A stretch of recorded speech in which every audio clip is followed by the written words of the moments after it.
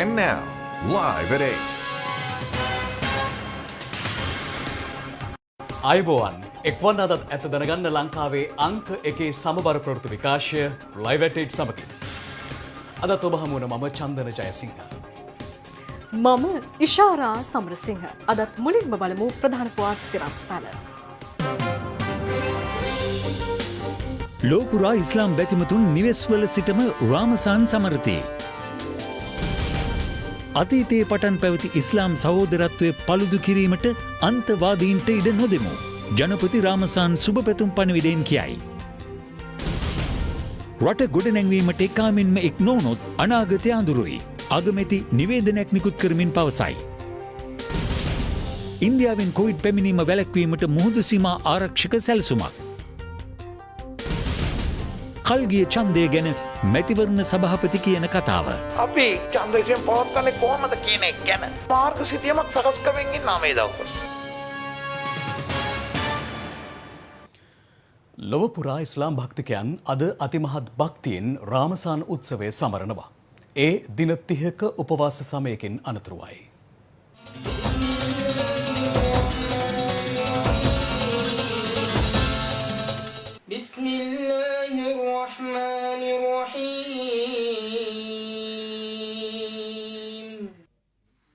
ඉස්ලාම් බැතිමතුන් චන්ද්‍ර දින දර්ශනයට අනුව රාමසාන් මාසයේ නවසඳ දැකීමත් සමගම උපවාසශීලය ආරම්භනවා.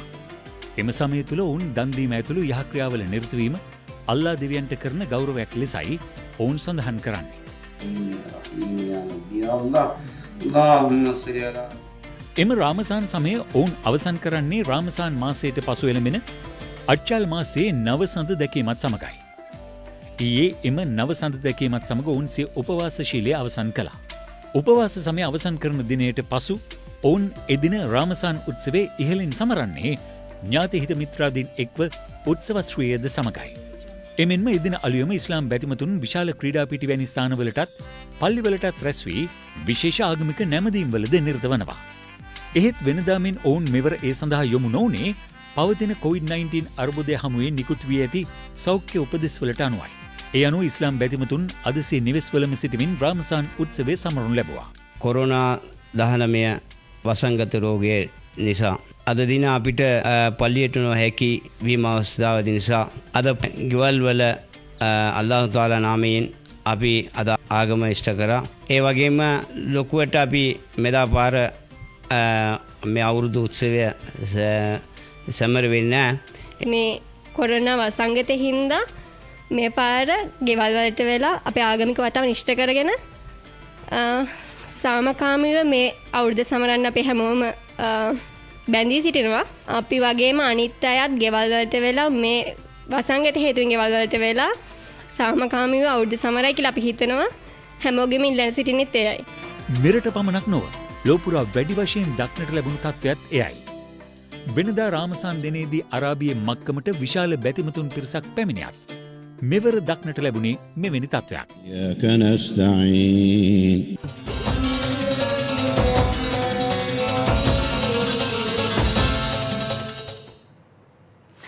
ලොවපුරා ඉස්ලාම් බැතිමතුන් සමග රාමසාන් හෙවත් ඊද් උල් ෆිතර් උත්සවය සැමරීමට එක්වන ශ්‍රී ලාංකික බැතිමතුන්ට ජනාධිපති ගෝඨාභය රාජපක්ෂ මහතා සිය සුබ පැතුම් පිරිනමනවා. මේ රාමසාන් සමයේ අවිශ්වාසය සැකය දුරු කර ශුද්ධ අල් කුරානයේ ඉගැන්වීම් දැඩිව ධාරණය කළ යුතු බව තමන් විශ්වාස කරන බවයි ජනාධිපතිතුමා එමගින් සඳහන් කරන්නේ. රාමසාන් උත්සවය වෙනුවෙන් සුභාශිංසන පණිවිඩයක් නිකුත් කරන ජනාධිපතිතුමා ශ්‍රී ලාංකීය ජන සමාජයේ ඉස්ලාමීය සහෝදරත්වය අතීතයේ පටන් ලොවට ආදර්ශයක් වූ බව පවසනවා.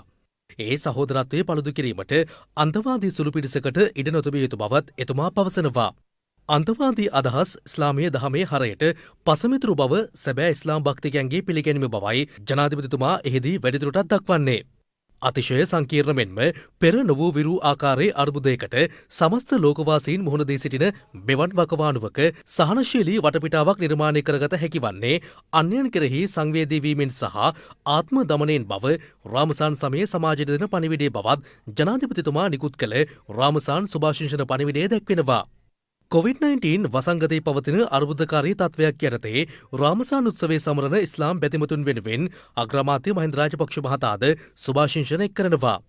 මෙම උතුම් දිනේ ඉස්ලාමීය මඟ පෙන්වීම් නිසැවරින් අනුගමනය කරමින් මුළු ලොව හා අප මාතෘ භූමිය කොවිඩ් වසංගතයෙන් ආරක්ෂා කිරීමට සියල්ලන්ම සර්ව බලධාරී අල්ලා දෙවියන්ගෙන් අයද සිටුමියයිද එම නිවේදනයේ සඳහන්.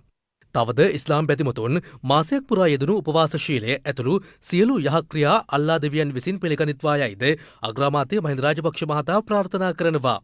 මේ අතර හිටපු විපක්ෂ නායක සජිත් ප්‍රේමදාස මහතාද රාමසාන් සුබ පැතුම් පණිවිඩයක් නිකුත් කළා. එමගින් පෙන්වා දෙන්නේ චිරාත් කාලයක් මුළුල්ලේ ඉස්ලාම් බැතිමතුන් සිදු කළා වූ ආගමික කටයුතු මෙවර කොරෝනා වෛරසයට මැදිව කරන්නට සිදුවී ඇති බවයි. මේ විවසනකාරී සමය නිමාවන ලෙස ඉල්ලා ආගමානුකූල කටයුතුවල යෙදෙනවෙන් රාමසාන් සමය ආරම්භයේදීම සමස්ත ඉස්ලාම් බැතිමතුන්ගෙන් ඉල්ලා සිටි බවයි හිටපු විපක්ෂ නායකවරයා වැඩිදුරටත් පවසන්නේ. මේ අතර සමස්ත ලංකා ජමීයතුල්ලා උලමා හෙවත් සමස්ත ලංකා ඉස්ලාම් ආගමික විද්වතුන්ගේ සභාව රාමසාන් පණිවිඩයක් නිකුත් කරමින් පවසන්නේ මෙම උතුම් දිනේ ඉස්ලාම් මඟ පෙන්වීම් නිසැවරින් අනුගමනය කරමින් මුළු ලොවම හා අප මාතෘ භූමිය මෙම වසංගතයෙන් ආරක්ෂා වීමට සර්ව බලධාරී දෙවියන්ගෙන් අයද සිටින බවයි. එමෙන්ම කොවිඩ් අර්බුදයෙන් දේශය කලවා ගැනීමට අවුවැසි දිවා රාත්‍රී නොබලා කැපවීමෙන් කටයුතු කරන සියලු නිලධාරීන්ට හෘදයාංගම ස්තුතියද ඔවුන් පළ කරනවා. ඔවුන් වැඩිදුරටත් දක්වන්නේ නිකුත් කර ඇති සෞඛ්‍ය නීතීන්ට අනුකූලව මෙවර රාමසාන් උපවාස සමය ගත කරන ලෙස සහ අද දිනේ සමරන ලෙස සියලු ඉස්ලාම් බැතිමතුන්ට දන්වා ඇති බවයි.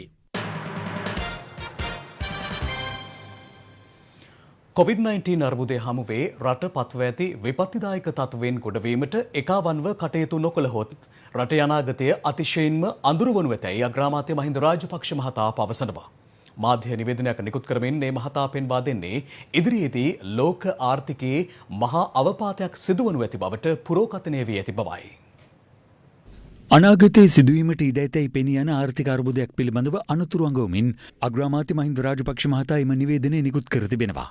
2006 වසරේ සිට 2014 දක්වා පැවති ආණ්ඩුව සමයේ විවිධ බාධක හමුවේ රටේ ආර්ථිකය ගොඩනංවා තිබුණත් 2015 වසරේ සිට පැවති ආණ්ඩුව සමයේ එය පිරිහී ගිය ආකාරයද එම නිවේදනයේ සඳහන්. යුද්ධයක් පවතිද්දී පවා 6% මට්ටමකින් පවත්වාගෙන ගොස් පසුව 7% දක්වා ඉහළට ගෙන රටේ ආර්ථික වර්ධනය 2019 වන විට 2.3% දක්වා පහත බැස තිබූ බවත් එහි දැක්වෙනවා. එමෙන්ම රටේ ණය බරද අදාළ පාලන කාල දෙක තුලදී රුපියල් ට්‍රිලියන 7.39 සිට රුපියල් ට්‍රිලියන 12.89ක් දක්වා ඉහළ ගොස් ඇති බවත් අග්‍රාමාත්‍යවරයා පෙන්වා දෙනවා.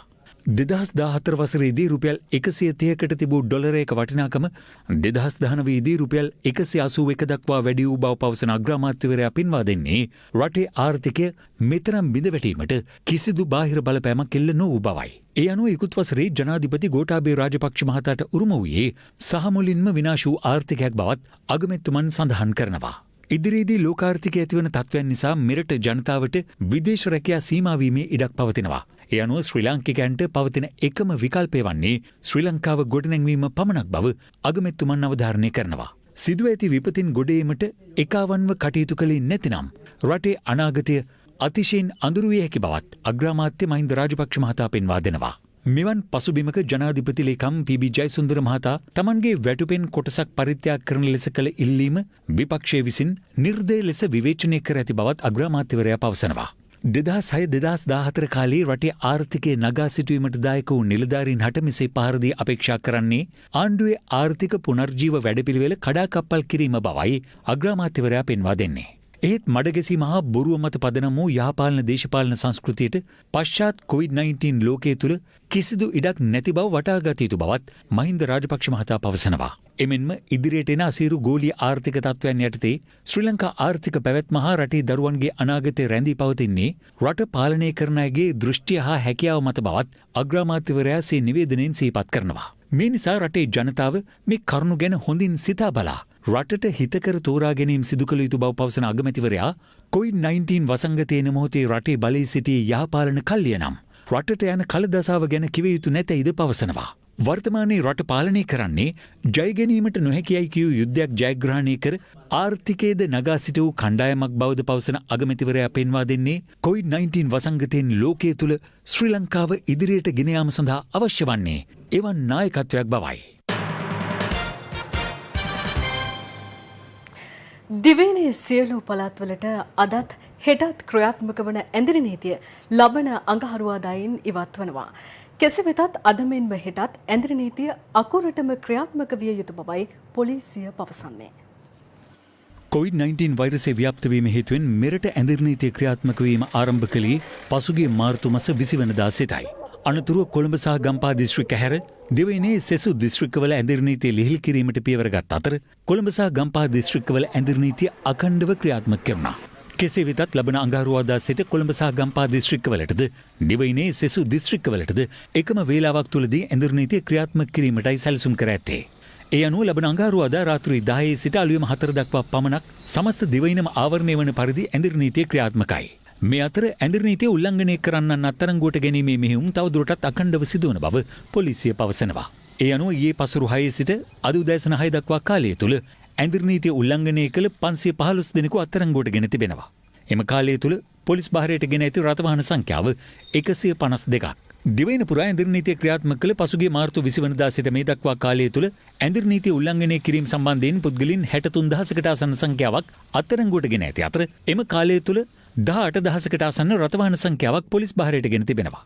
ඇඳිරි නීතිය කඩ කරන පුද්ගලයන් අත්අඩංගුවට ගැනීම සඳහා දිවයින පුරා සිදු කළ වැටලීම්වලදී අත්අඩංගුවට ගෙන නඩු පැවරු පුද්ගලයන් 7661 දෙනෙකුට දඬුවම් නියම කර තිබෙනවා. මේ වන විට ඇඳිරි නීතිය කඩ කළ පුද්ගලයන් 19586 දෙනෙකුට නඩු පවරා ඇති බව පොලිස් මාධ්‍ය ප්‍රකාශක කාර්යාලය සඳහන් කළා. ලබන 26 වෙනි අඟහරුවාදා සිට COVID-19 වසංගත තත්ත්වයේ හේතුවෙන් සීමා කෙරුණු අපේ රටේ දිස්ත්‍රික්ක අතර පොදු ප්‍රවාහන සේවාවන් යළිත් ආරම්භ වනවා. ඒ සෞඛ්‍යාංශ ලබා දී ඇති උපදෙස් අනුවයි.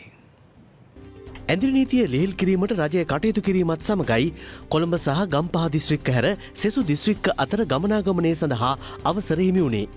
ඒ අනුව කොළඹ හා ගම්පහ හැර සෙසු සියලු දිස්ත්‍රික්ක අතර පොදු ප්‍රවාහන සේවාවන්ද 26 වැනි අඟහරුවාදා සිට ආරම්භ වනවා.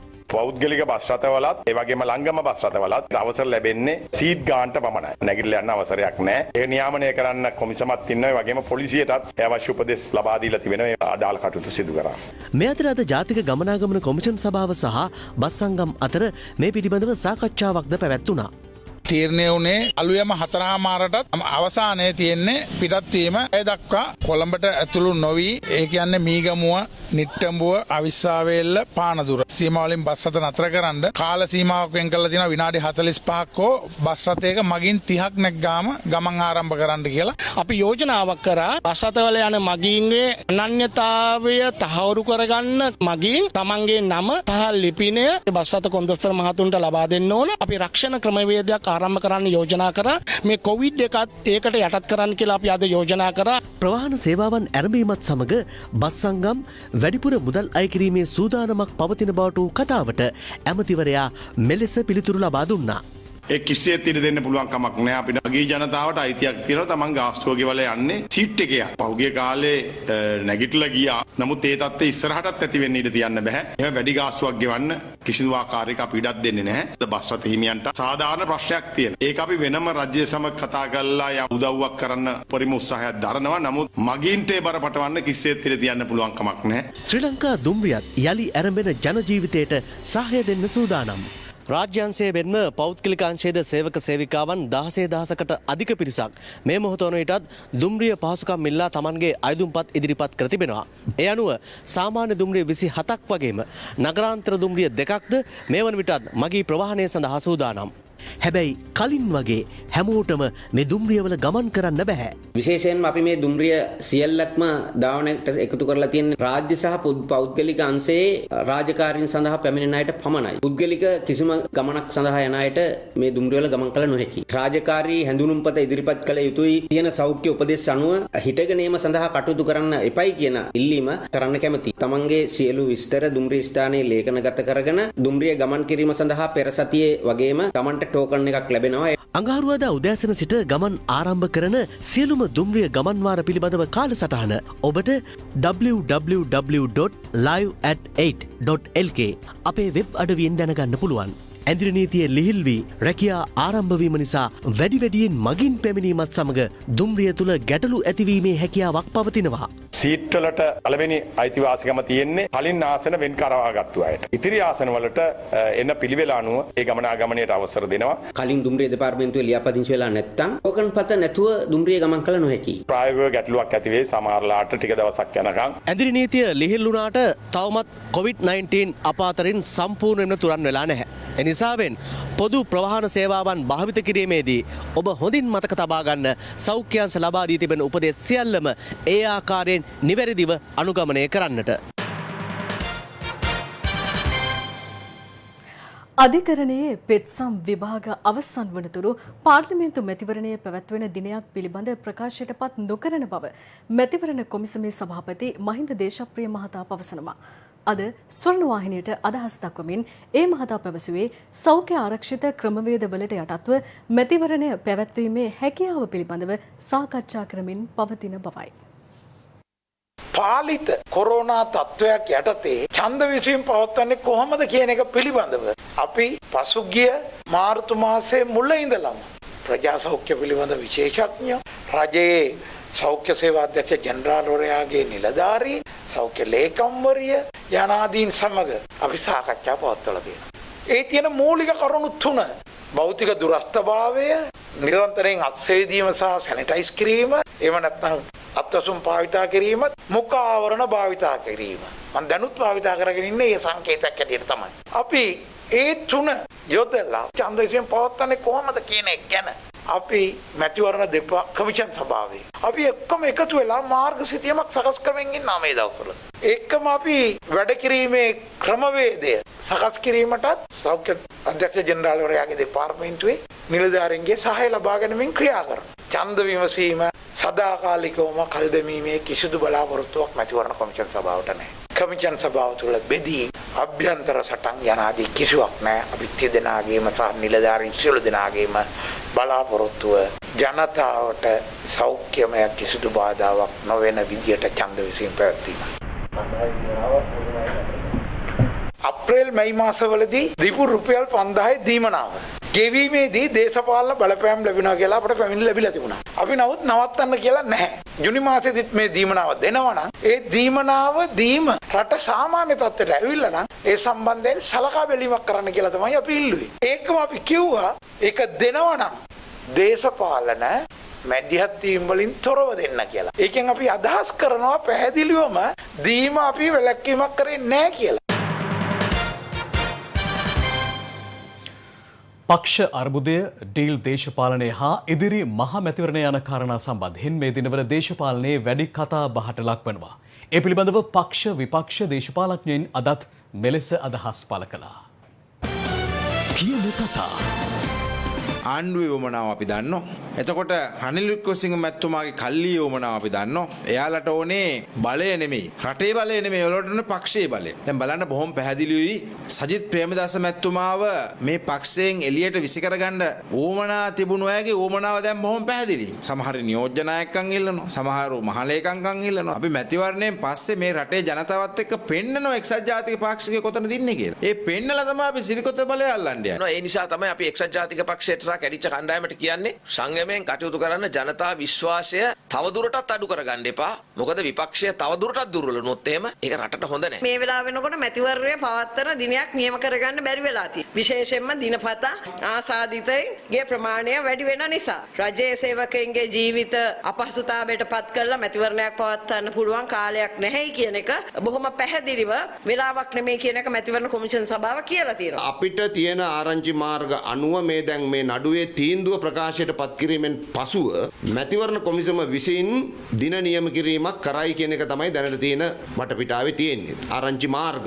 මැතිවරණ කොමිසම හූල්කරණයට ලක් කරලා තියෙන හූල් එක්ක කුමන්ත්‍රණකාරයෙක් එක්ක මානසික ආබාධයෙන් පෙළෙන රෝගියෙක්. ද හූල් චේතනාන්විතව අරමුණු සහගතව සලසුම් සහගතව ඉලක්ක සහගතව පාර්ලිමේන්තු මැතිවරණයේ කල් දැමීමේ ක්‍රියාමාර්ගයක නියැලී සිටින බව ඉතාම තහවුරුයි. මැතිවරණ කොමිසම පිළිබඳව ආණ්ඩු පක්ෂයට විවේචනය තියෙන්නේ මැතිවරණ කොමිසම Tamanට ඕන විදිහට වැඩ කරන්නේ නැහැ කියලානේ. කොමිසම ආතතිය හදාගන්න නැතුව මේ වෙලාවේ ජනතාවට පේන්න කරන ක්‍රියාමාර්ගයේ Tamanට සාධාරණ නැහැ. තමන්ගේ ලයින් එකට ගැලපෙන්නේ නැහැ වගේ නිසානේ මේ සොක්කො බොක්කො ඇට්ටෝ බැට්ටෝ ඔක්කොම දාලා ආණ්ඩුව ගහන්නේ කොමිසමට. අද විපක්ෂේ 4ට 5ට කැඩිලා ගිහිල්ලා ඒගොල්ලන්ට කර කියා ගන්න දෙයක් නැතුව තමයි මේ අධිකරණ ගිහිල්ලා බලන්නේ ඡන්දකල් දාන්න. ඒ නිසා මේ අය ආණ්ඩු තියෙනකොට ඡන්දකල් දැම්මා, විපක්ෂේ ඉන්නකොට ඡන්දකල් දානවා. ඒක නිසා අපි කියන කාගේවත් මේ රටේ රාජ්‍ය නිලධාරීන්ට බලපෑම් කළ නැහැ. රෝහල්ගතව ප්‍රතිකාර ලැබූ COVID-19 රෝගීන් 14 දිනකු අද පූර්ණ සුවය ලබා රෝහල් වලින් පිටත්ව ගියා. මේ අතර රෝගීන් 29 දෙනෙකු අද දිනේ වාර්තා වූ අතර ඒ අනුව මෙරටින් හඳුනාගත් සමස්ත COVID-19 රෝගීන් සංඛ්‍යාව 1118ක්. අද හඳුනාගත් COVID-19 රෝගීන් අතරින් 28 දෙනෙකු කුවේට් රාජ්‍යයේ සිට මෙරටට පැමිණි පුද්ගලයන් බවයි රජයේ ප්‍රවෘත්ති දෙපාර්තමේන්තුව සඳහන් කළේ. මෙරටින් මේ දක්වා වාර්තා වී ඇති COVID-19 රෝගීන් 1118 දෙනාගෙන් ජාතික බෝවන රෝග විද්‍යා ආයතනය ඇතුළු රෝහල් 8ක ප්‍රතිකාර ලබන්නේ රෝගීන් 435 දෙනෙකු පමණයි. 674 දෙනෙකු පූර්ණ සුවය ලබා රෝහල් වලින් පිටව ගොස් ඇති අතර තවත් 97 දෙනෙකු COVID-19 ආසාදනය වූ බවට සැකපිට දෙවයිනේ රෝහල් කිහිපයක වෛද්‍ය අධීක්ෂණය යටතේ පසුවනවා. රෝගයේ වැළඳීමෙන් මියගිය සංඛ්‍යාව 9ක්. ඊයේ වාර්තා වූ COVID-19 රෝගීන් 21 දෙනාගෙන් 19 දෙනෙකු නාවික හමුදා සමාජිකයන්. අනෙක් රෝගීන් 2 දෙනා ඩුබයි රාජ්‍යයේ සිට මෙරටට පැමිණ තිබෙනවා. නාවික හමුදාව තුළ රෝගයේ පැතිර යාම වැළැක්වීමට ගෙන ඇති ක්‍රියාමාර්ග ගැන නාවික හමුදාවෙන්ද පැහැදිලි කිරීමක් කළා. මේ වන විට වෛද්‍ය අනිල් ජාසිංහ මහත්මයා ඒ වගේම වෛද්‍ය පරිවර්තන මහත්මිය ඇතුළු කණ්ඩායමක් මේ කඳවුර නිරීක්ෂණය කරලා නාවික හමුදා වෛද්‍ය අංශ ආරක්ෂක අංශ නාවික හමුදාපතිතුමා මේ සිළු දෙනාට එකතු වෙලා මේකට දාමත් ක්‍රමවත් වැඩපිළිවෙල සූදානම් කරලා තිබෙනවා.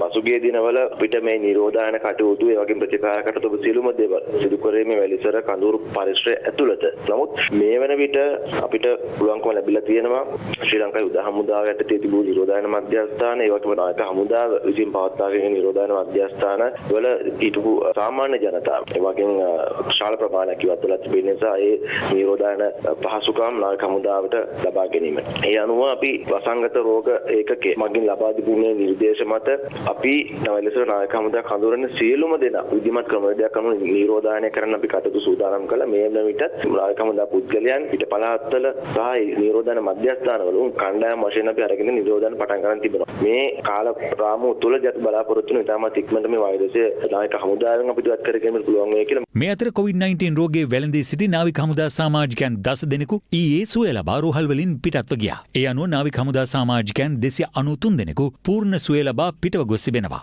මේ අතර විදේශගතව සිට දෙවෙනට පැමිණ නිරෝධායන මධ්‍යස්ථානවල රැඳී සිටි 70 දෙනෙකු මේ වන විට COVID-19 රෝගීන් බවට හඳුනාගෙන තිබෙනවා. නිරෝධායන මධ්‍යස්ථාන වලින් මෙතෙක් හඳුනාගෙන ඇති මෙරට පුද්ගලයන් සංඛ්‍යාව 68ක්. සති 3කට අධික කාලයක් අපි දැක්කේ සමාජය තුළින් COVID-19 රෝගීන් වාර්තා නොවීම. ඒකේ ඉතාමත්ම හොඳ තත්ත්වයක්. නමුත් ඒකෙන් කියන්නේ නැහැ අපේ සමාජය තුළ COVID-19 රෝගීන් එක්කෙනෙක්වත් නැහැ කියන එක. සමහර විට අපේ අතරේ මගහැරිච්ච හඳුනා නොගත්තු විශේෂයෙන්ම රෝග ලක්ෂණ නැති රෝගීන් ඉන්න පුළුවන්. දන්නවා සමහර අවස්ථාවලදී ධීවරයෙන් මුහුදු මාර්ගයෙන් ඉන්දියාවේ ජනතාවත් එක්ක මිශ්‍ර වීමක් සිද්ධ වෙන්න පුළුවන්. ඉන්දියාවේ රෝගයන් වාර්තා වෙන නිසා ඒ තත්ත්වයට අපි හඳුනා ගන්න ඕනේ. ඒ වගේම රජය විසින් මේ දේශ සීමාවල් පාලනය කිරීම සඳහා අවශ්‍ය කටයුතු සිදු කරමින් පවතිනවා. රාජගිරි ආයුර්වේද පරිශ්‍රයේ පිහිටි නිරෝධායන මධ්‍යස්ථානයේ නිරෝධායනය අවසන් කර 110 දෙනෙකු අද ඉන් පිටව ගියා. ශ්‍රී ලංකා යුද හමුදාවේ අධීක්ෂණය යටතේ ක්‍රියාත්මක වන මෙම නිරෝධායන මධ්‍යස්ථානයෙන් අද පිටත්ව ගියේ ඕස්ට්‍රේලියාවේ සිට මෙරටට පැමිණි පිරිසක්.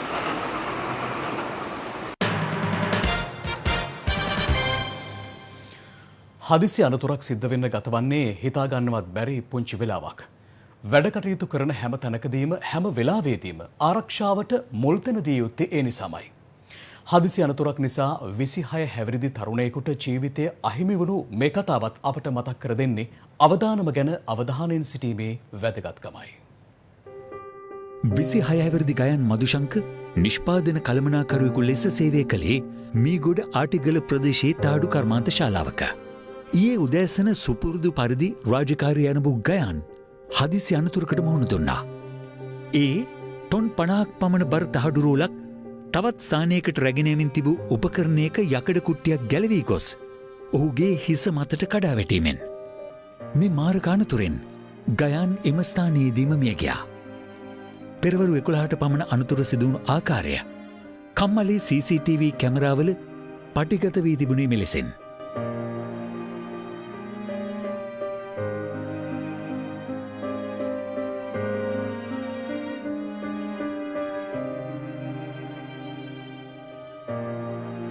මම ස්ථානයට පොලිසිය සමග ගිහිල්ලා ස්ථානයේ නිරීක්ෂණය කරා.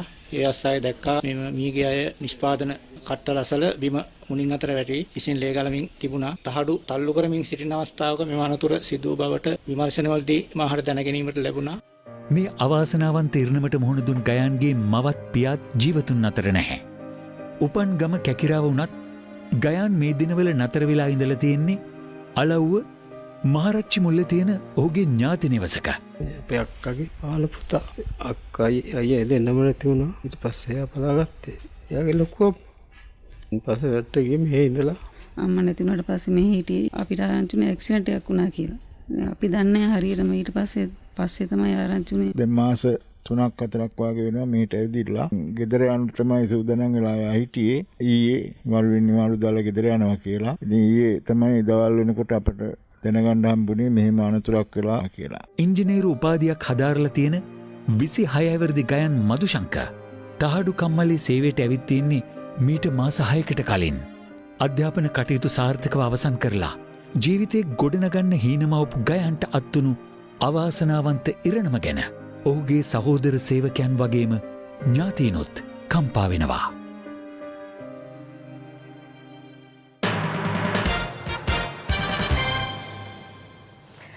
අපේ රටේ සුළු අපනයන බෝග අතරින් ගම්මිරිස් වගාවට ලැබෙන්නේ ප්‍රධාන තැනක්. රත්නපුර, කෑගල්ල, මහනුවර වගේම මොනරාගලත් පාරම්පරිකව ගම්මිරිස් වගාවට යොමු වූ ගොවීන් ඉන්නවා. එහෙත් මේ වන විට සිය වගාවට නිසි මිලක් හිමි නොවීම නිසා ගොවීන් දුෂ්කරතා රැසකට මුහුණ පා සිටිනවා. මේ ගැන මොනරාගල ගම්මිරිස් ගොවීන් අපට කිව්ව කතාවයි අපි අද අටට කියන්නේ. කුළුබඩු නිෂ්පාදනයට වඩා ප්‍රචලිතව තිබෙන දිස්ත්‍රික්කය වන්නේ මොනරාගලයි. මොනරාගල දිස්ත්‍රික්කයේ බිබිල, යල්කුඹුර, නාගල, රෑගම, මුවන්කෙටුගල ඇතුළු ගම්මාන රැසක ගොවීන්ගේ ප්‍රධාන ජීවනෝපාය මාර්ගය වී ඇත්තේ ගම්මිරිස් වගාවයි. බොහෝ ගොවින් මේ ගොවිතැන සිදු කරනු ලබන්නේ පරම්පරාවෙන් උරුම වූ වෘත්තියක් ලෙසයි. නියමිත කාල සීමාව තුළ බිම් සකස් කර ගනිමින් ගම්මිරිස් වගාවට සූදානම් වන මේ ගොවින්ගේ සියලුම ජීවනෝපාය මාර්ග රැඳී තිබෙන්නේ වගාවෙන් ලැබෙන අස්වැන්න මතයි. මොනරාගල දිස්ත්‍රික්කයේ ප්‍රදේශ රැසක ගම්මිරිස් අස්වැන්න නෙලීම මෙවන විට ආරම්භ වී තිබෙනවා. මේ හරියට මිල ගියා නම් තිම්බා. දැන් රුපියල් 30යි 140යි ඒකෙදී යන්නේ. බොහෝ ගොවින් දෛනික වැටුපට සේවකයන් යොදාගෙනයි ගම්මිරිස් නෙලීම, වේලීම සහ අලවිය සඳහා සැකසීම සිදු කරනු ලබන්නේ. එහෙත් මේ ගොවින්ගේ අස්වැන්නට නිසි මිලක් නොලැබීම නිසා ඔවුන් දැඩි අසරණතාවකට පත්ව සිටිනවා. ටික ටිකනේ මේ මිල අඩු කරන්නේ 200ටවත් අපිට තියෙනවනම් කිලෝ එක එකපාරක් මිල අඩු කරලා දැම්මා. මේක ගහෙන් ගෙඩියෙන්න වගේ මේකත් මිල අඩු කරලා දැම්මා. මීට පෙර අමුමිරිස් කිලෝවකට රුපියල් 450ත් 600ත් අතර මිලක් නියම වී තිබුණා.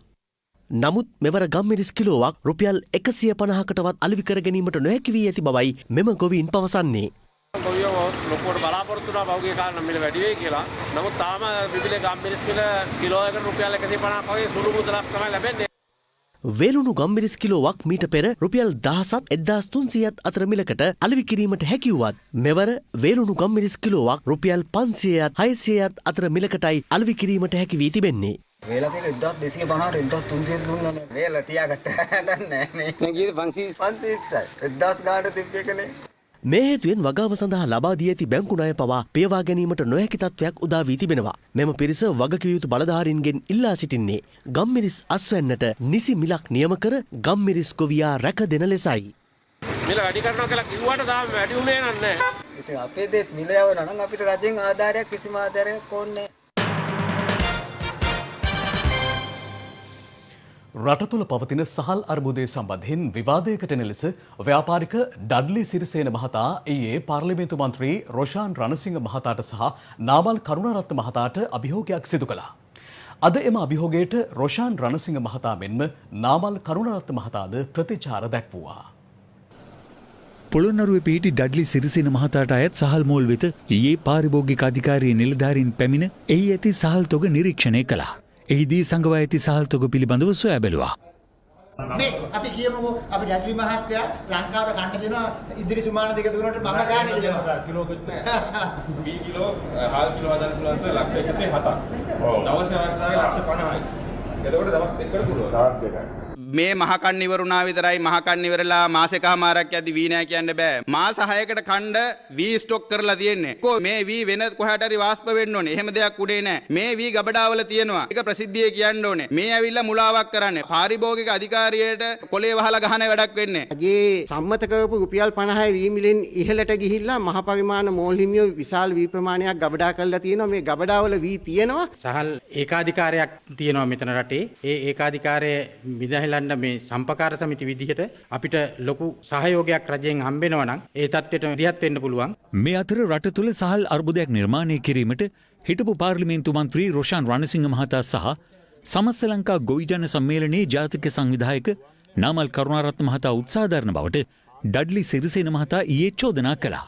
ඒ පිළිබඳ තමන් හා විවාදයකට එන ලෙස ඔහු ඔවුන් දෙදෙනාට අභියෝගයක්ද සිදු කළා. නාමල් කරුණාරත්න තප්පුලනවා. රොෂාන් රණසිංහ උඩ පුරලනවා. ඒකින්ද ඒ දෙන්නට මගෙත් එක්ක විවාදයකට ස්වර්ණවාහිනී කොම ලෑස්ති කරන්න ඩඩ්ලි සිරිසේන එනවා. රටේ නැති ප්‍රශ්න ඇති කරලා මිනිස්සුන්ගේ මානසිකත්වය විනාශ කරලා මේ වාගේ මිනිස්සුද මේ රටේ දේශපාලනය කරන්නේ. මම මේ කරපු භූමියේ ඉඳලා මට මේක මේ නරින්ට රිලවුන්ට අභියෝග කරන්න ලැබීම මගේ වාසනාවක් විදිහට මම සැලකනවා. බයි බල්ලෝ බිරුවට කඳු පාත් වෙන්නේ නැහැ. ඉන්දා විශේෂයෙන්ම කියනවා ඌල් හොරා කලින් දැන් හොරාට කලින් කෙහෙල් කන වැටපයින්න අවශ්‍යම නැහැ. ඒක තමයි අපිට කියන්න තියෙන්නේ. මේවට අපි උත්තර දෙන්න යන්නේ නැහැ. උත්තර දෙන එක තේරුමක්. ව්‍යාපාරයක් කළා ලාභයක් ලබන එකයි ව්‍යාපාරයක් කළා මංකොල්ල කන එකයි ඌරා කන එකයි ඒකාධිකාරියක් ගෙනියන්න උත්සාහ කරන එකයි මාෆියාවක් ක්‍රියාත්මක කිරීමයි කියන්නේ එක ව්‍යාපාරයක් නෙමෙයි. ඒකින්ද ව්‍යාපාරයයි මාෆියාවයි සංසන්දනය කරන්න එපයි කියලා ඔන්න ඔයාට අපි සිහිපත් කරනවා. දැන් ওই විදිහට තවත් ඊට පස්සේ හාල්මෝල් හිමියෙක් ඇවිල්ලා කිව්වොත් එහෙනම් මාත් එක්කත් කතා කරන්න දෙන්න කියලා අපිට එතනත් යන්න වෙනවා. පහුගිය මාර්තු 18 වෙනිදා මම ප්‍රකාශ කරනවා මාධ්‍ය හමුවේ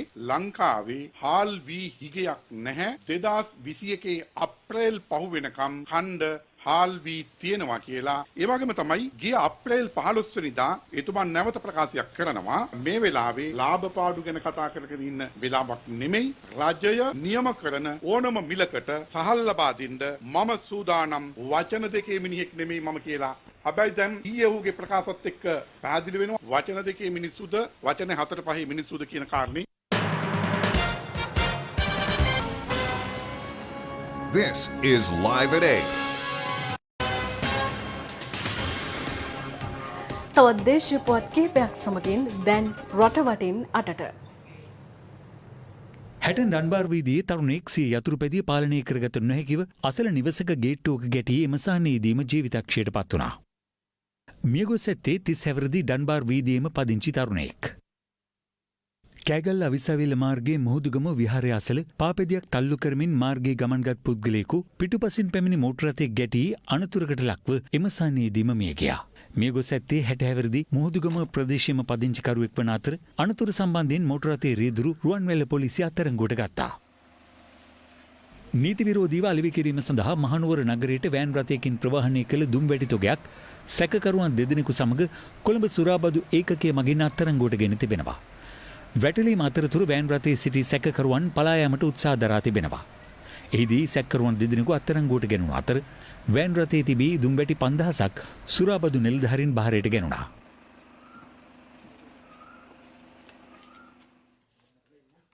ගල්කිස්ස අත්තිඩිය බෝසෙවන පාරේ නිවසක තිබී විදේශීය රටක නිෂ්පාදිත ගිනි අවියක් සමග විශ්‍රාමික බන්ධනාගාර අලුගෝසු තනතුරු දැරූ 67 හැවිරිදි පුද්ගලයෙකු අත්අඩංගුවට ගෙන තිබෙනවා. ගල්කිස්ස පොලිසියට ලද තොරතුරක් මත අදාළ නිවස පරීක්ෂා කිරීමේදී නිවසේ නාන කාමරයේ රහසිගතව මෙම ගිනි අවිය සඟවා තිබී ඇති බවයි පොලිසිය සඳහන් කළේ. ගිනි අවිය සමග සඟවා තිබූ ජීවුන්ඩ 4ක්ද පොලිස් බහරයට ගැනුණා. එසමගින් අදට අප සමුගන්නවා. මම චන්දන ජයසිංහ. මම ඉෂාරා සමරසිංහ. සුබ රාත්‍රියක්.